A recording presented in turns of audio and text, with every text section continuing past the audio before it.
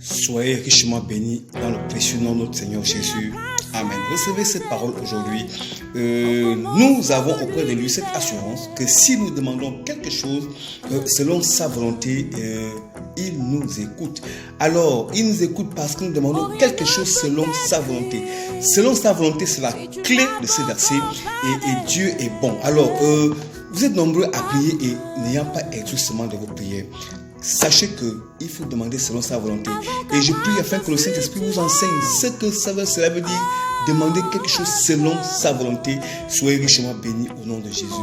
Amen. Alors nous sommes dans le vif du sujet de notre étude aujourd'hui qui consiste à étudier sur l'amour. Alors, voici un thème qui nous rappelle un principe pour lequel Dieu tient d'une grande importance. Ceci m'amène à commencer la lecture de ce texte de 1 Jean chapitre 4 verset 7 à 11.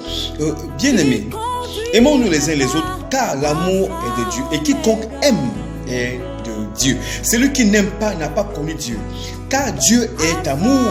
L'amour de Dieu a été manifesté envers nous en ce que Dieu a envoyé son Fils unique dans le monde afin que nous vivions par lui. Et cet amour consiste non point en ce que nous avons aimé Dieu, mais en ce qu'il nous a aimés et envoyé son Fils comme victime expiatoire pour nos péchés. Bien aimés, si Dieu nous a aimés, nous devons aussi nous aimer les uns les autres. Question, est-ce que sincèrement nous nous aimons les uns les autres?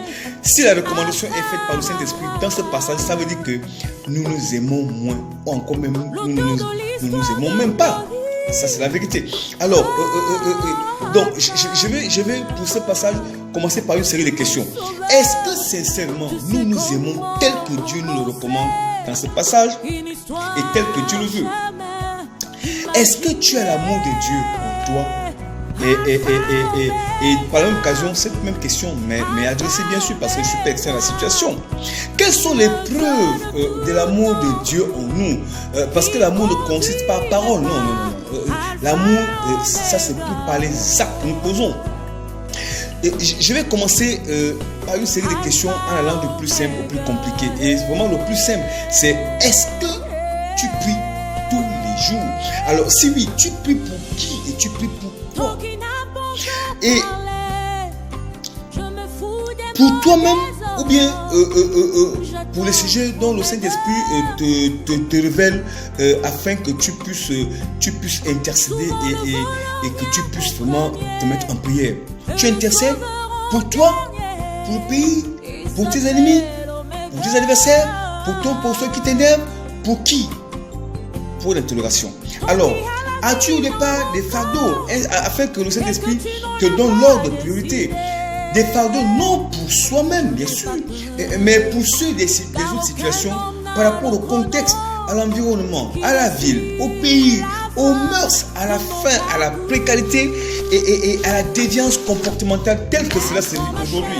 Alors, vous savez que les chrétiens, nous qui le sommes, nous avons un rôle important à jouer dans ce monde.